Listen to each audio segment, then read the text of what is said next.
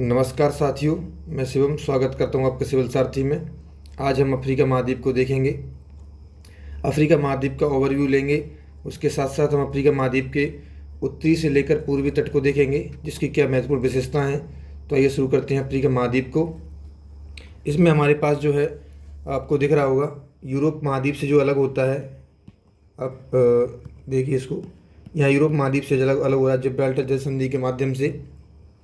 जो जिब्राल्टर जल संधि जो है, ये किसको जो जोड़ रही है? जल संधि यानी उत्तरी अटलांटिक महासागर को भूमध्य सागर से ये जोड़ रही है, जबकि ये अफ्रीका को यूरोप से अलग कर रही है।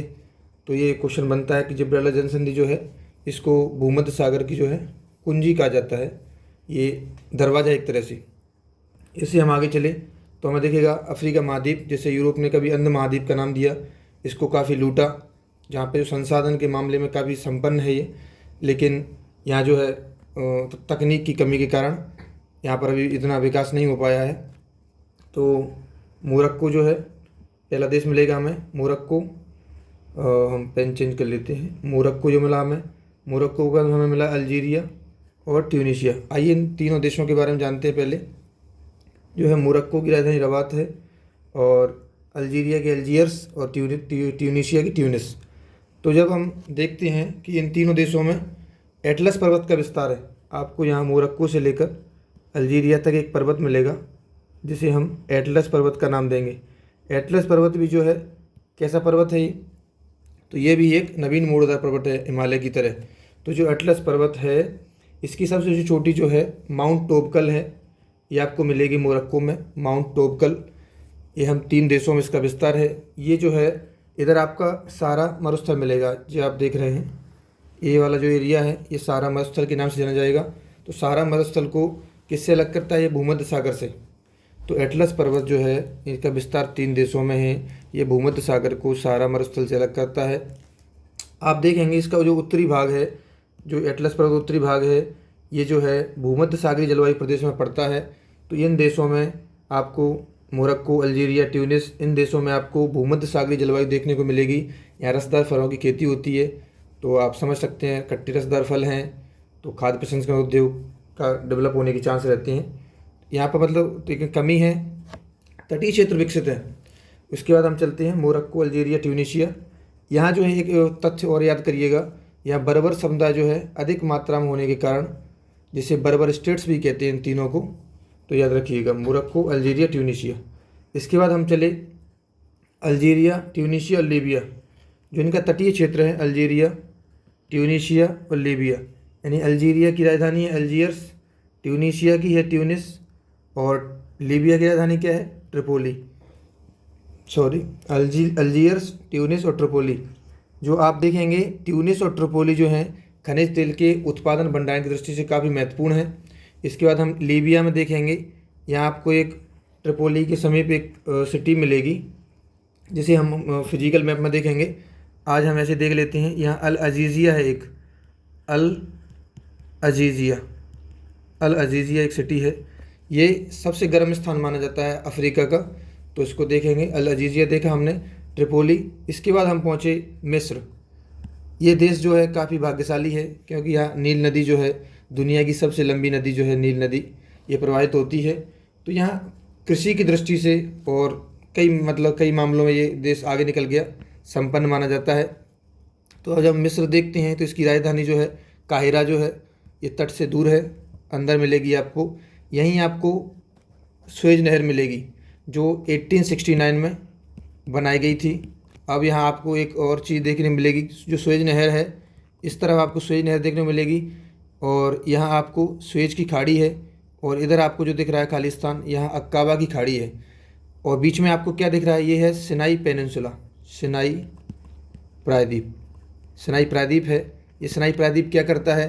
तो सिनाई प्रायद्वीप जो है एक स्थल संधि का कार्य करता है। हमने उस दिन पढ़ा था, सबसे पहले जो हमने उत्तर अमेरिका पढ़ाया था, तो हमने बताया था जल संधि होती है और स्थल संधि। आज हम स्थल संधि को देख रहे हैं, ये स्थल संधि का उदाहरण है। तो स्थल संधि क्या करती है? स्थल के जोड़ती है। ठीक है, तो किसको जोड़ रही है जी? अपने एशिया महाद्वीप को, और किससे जोड़ रही है? अफ्रीका महाद्वीप से। तो ये एशिया और अफ्रीका को जोड़ रही है, एशिया अफ्रीका को जोड़ रही है। और अलग किसको करती है ये? तो आप देख रहे हैं भूमध्य सागर और आप इधर नीचे देख रहे हैं लाल सागर, इन दोनों को ये अलग करती है। ठीक है, आप सुएज नहर को देखेंगे तो इनको दोनों को जोड़ा गया है इसी के माध्यम से। तो ये हमारा जो है हमने पढ़ा था, ये किसका उदाहरण हो जाएगा सनाई प्रायद्वीप? ये आपका होस्ट पर्वत का उदाहरण होगा। हमने पढ़ा था जब ऊपर का बीच का भाग जो है उठा हो और यहाँ पर जो है किसका निर्माण हो जाए, भ्रंश घाटी का निर्माण हो जाए, तो इस क्या बोलते हैं अपन, इसको बोलते हैं होस्ट पर्वत। तो ये जो है किसका, होस्ट माउंटेन। तो सनाई प्रायद्वीप जो है होस्ट माउंटेन का उदाहरण है। यहाँ हम देखेंगे सुएज नहर को, इस पर बहुत विस्तार से चर्चा की जाएगी क्योंकि ये जो सुएज नहर है काफ़ी महत्वपूर्ण है। इसके माध्यम से दुनिया का मतलब लगभग बहुत सारा यहाँ से व्यापार गुजरता है। अगर आप देखेंगे, अगर भारत को व्यापार करना हो तो पहले हम पूरे अफ्रीका का परिक्रमा करके आते थे। अब हम कहाँ से आते हैं, तो अब जब आप अरब सागर से निकलकर बाब अल मंदेब जलसंधि होते हुए लाल सागर से हम सुएज की खाड़ी पहुँचते हैं, सुएज नहरों के भूमध्य सागर और यूरोप और उत्तरी अमेरिका तक हम व्यापार बहुत आसानी से कर पाते हैं और सभी के लिए सुविधा है। तो 1869 में जो है ये नहर बनी, मिस्र का इस पर कंट्रोल है। तो आप देखेंगे इसका जो है ऊपरी पोर्ट जो है भूमध्य सागर की तरफ खुलता है, उसको बोलते हैं हम पोर्ट सईद। ये आप दिख रहे हैं, इसको बोलते हैं पोर्ट सईद। और जो नीचे का है इसे हम बोलते हैं पोर्ट सुएज, पोर्ट सुएज बोलते हैं इसको। इसमें जो 3 झीलें पाई जाती हैं, आप ये नहर देख रहे हैं पूरी, इसमें 3 झीलें मिलती हैं। इनका एक क्रम याद कर लीजिए, 3 झीलें मिलती हैं। इनका ऊपर से लेकर आप क्रम याद कीजिए तो एक मिलती है टिम्सा लेक, दूसरी मिलती है ग्रेट बिटर और तीसरी मिलती है लिटिल बिटर। तो आप देखेंगे ये तीनों झीलें मिली, आपने इसके बारे में जाना। उसके बाद हम देखते हैं आपको जो काहिरा है, यहाँ पर खेती होती है किस चीज़ की, तो चावल और कपास, इन दोनों की खेती होती है इस क्षेत्र में, नील नदी के क्षेत्र में। और यहाँ पर इसका संग्रहण किया जाता है, चावल और वस्त्रोद्योग, यहाँ पर वस्त्र बनाए जाते हैं। और अलेक्जेंडरिया जो आपको दिख रहा है, ये आपको बंदरगाह तट से लगा हुआ है। ये उत्तरी अफ्रीका का सबसे व्यस्त बंदरगाह है। आप मानिए यहाँ से कायरा से जो सामान जाता है वो अलेक्जेंडरिया के माध्यम से व्यापार किया जाता है। तो ये काफ़ी महत्वपूर्ण बंदरगाह है, इसको आप याद रखिएगा। अलेक्जेंडरिया, यहाँ से क्या निर्यात किया जाता है, तो चावल और जो वस्त्र, वो दो चीज़ें निर्यात की जाती हैं। फिर हम आगे चले, हमने मिस्र को, नील नदी बाद में देखेंगे, हम पहले इसका पूर्वी तट का ओवरव्यू ले रहे हैं। उसके बाद हम सूडान पहुँचे, आपने यहाँ पोर्ट सूडान देखा। उसके बाद आप आगे चले तो आपने इरिट्रिया देखा तट से लगा हुआ, जिबूती देखा, सोमालिया देखा और आप एक इथोपिया देखेंगे। आप इन चारों देशों को देखेंगे, इन चारों देशों में इथोपिया तट से लगा हुआ नहीं है। इसकी विशेषता क्या है, तो जब हम पढ़ते हैं हॉर्न ऑफ अफ्रीका, माना जाता है कि ये 4 देश जो है ये धीरे धीरे करके जो अलग हो जाएंगे इससे। जो ड्रिफ्ट थ्योरी हमने पढ़ी है महाद्वीप विस्थापन सिद्धांत के तहत, ये धीरे धीरे अलग होने वाला क्षेत्र है। तो 4 जो क्षेत्र आते हैं इसमें हॉर्न ऑफ अफ्रीका में इरिट्रिया, आपने ऊपर देखा इरिट्रिया, फिर आपने देखा जिबूती, फिर आपने देखा सोमालिया और आपने देखा इथियोपिया। हम ये देखें इथियोपिया की महत्वपूर्ण विशेषता इसकी क्या है, ये तट से दूर है। आप एग्जाम में ध्यान रखिएगा, ये फंसा सकता है आपको कि तट पर कौन सा लगा हुआ, तट से नहीं लगा हुआ है, तो इसको याद रखिएगा। फिर आप यहाँ एक चीज़ यहाँ देखेंगे, हॉर्न ऑफ अफ्रीका हमने देखा। उसके बाद हम देखते हैं आपको जिबूती जो है, यहाँ जो है एक अस्सल झील पाई जाती है, ये आप दिख रही है अस्सल झील, इसको जूम कर लेते हैं। आपने देखा अस्सल झील, ये दुनिया का मतलब अफ्रीका का सबसे नीचा स्थान माना जाता है अस्सल झील। अब हम देखेंगे यहाँ एक बाब अल मंदेब जलसंधि है, बाब अल मंदेब जलसंधि, जो कि लाल सागर को अदन की खाड़ी जो अरब हिंद महासागर में पड़ता है उससे जोड़ता है। और किसको अलग करता है बाब अल मंदेब जलसंधि, तो इरिट्रिया और जिबूती को यमन से अलग करता है। इधर यमन पड़ता है, एशिया का यमन, और इधर इरिट्रिया और जिबूती हैं, इन दोनों को अलग करता है। यहीं आपको सोमालिया में एक बरबरा बंदरगाह दिखेगा, इसको काफ़ी महत्वपूर्ण है बरबरा बंदरगाह। ये जो बंदरगाह है यहाँ पर फॉग जमा हो जाता है कुछ भौगोलिक क्रियाओं के कारण, आप समझ सकते हैं। इसके अलावा यहाँ पर जो व्यापार होता है, जहाज़ गुजरते हैं यहाँ से, तो बरबरा बंदरगाह से जब निकट से गुजरते हैं तो यहाँ सोमालिया के जो डकैत होते हैं, लुटेरे होते हैं, वो जहाज़ों पर आक्रमण करते हैं, अटैक करते हैं और उनको लूट लेते हैं। इसके लिए भी कई देश प्रयास कर रहे हैं। भारत ने भी यहाँ यमन में, ओमान में जो है अपने नेवल बेस बनाए हैं। चाइना जिबूती तक पहुंच गया है। तो इसको आप इंटरनेशनल जो IR है उसमें देखते हैं।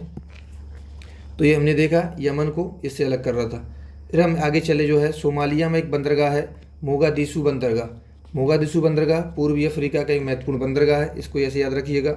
इसके बाद हम पहुंचते हैं केन्या। केन्या में आपको राजधानी दिखेगी नैरोबी।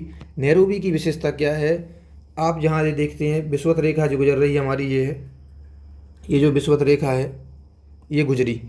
विषुवत रेखा जब गुजरी यहाँ से, तो जो नैरोबी है हमारा, ये इसके नज़दीक पड़ता है। ये उच्च भूमि है नैरोबी, उच्च भूमि। तो यहाँ खेती क्या होती है, यहाँ चाय की खेती होती है, चाय की खेती होती है। ठीक ठाक यहाँ बारिश होती है, तो ये चाय के लिए फेमस है। इसके बाद हम आगे चले तो हमें मिलेगा तंजानिया। तंजानिया में आपने देखा इसका जो महत्वपूर्ण शहर है दार एस सलाम, इसका जो राजधानी है डोडोमा है। आपको याद रखना है दार एस सलाम ये है, जो है यहाँ पर भी एक रेलवे चलाई जाती है, जैसे हमने दक्षिण अफ्रीका में पढ़ा था ट्रांस एंडियन रेलवे, ऐसे ही यहाँ पर चलाई जाती है तंजारा रेलवे। तो ये तंजारा रेलवे का पूर्वी जंक्शन है। तंजारा रेलवे का पूर्वी जंक्शन क्या है, दार एस सलाम, और पश्चिमी जंक्शन क्या है, तो ये बेंगवेला तक जाती है। तो आप देखिए बेंगवेला से यहाँ जोड़ता है इसको, तो इसको आप बहुत महत्वपूर्ण रेलवे है, तो इसको याद रखिएगा। दार एस सलाम पहुँचे हम। यहाँ हमने देखा पेम्बा द्वीप और जंजीबार द्वीप। जो पेम्बा द्वीप और जंजीबार द्वीप हैं ये लौंग के लिए फेमस हैं। लौंग यहाँ होती है, तो इन्हें क्लोव आइलैंड बोलते हैं। क्लोव आइलैंड, क्लोव आइलैंड्स, दुनिया में यहाँ लौंग जो है निर्यात की जाती है, क्लोव आइलैंड्स बोलते हैं इनको। इससे हम आगे चले थे आगे चलेंगे, सॉरी, तो हम पहुँचेंगे मोजाम्बिक। आप यहाँ देखेंगे मोजाम्बिक से मेडागास्कर को अलग क्या कर रहा है या जोड़ रहा है, तो मोजाम्बिक चैनल। मोजाम्बिक चैनल जो है हिंद महासागर का एक महत्वपूर्ण जो है व्यापार मार्ग है, संचार चैनल है। इसके माध्यम से जो है जहाज़ यहीं से गुजरते हैं और ये यहाँ होते हुए ऐसे गुजर जाते हैं। जब हमें दक्षिण अमेरिका से व्यापार करना होता है, अगर हमें उत्तरी अमेरिका और यूरोप से व्यापार करना है, तो हमारे कौन सा रूट सही पड़ेगा, आप बाबल मंदे होते हुए लाल सागर जाएंगे।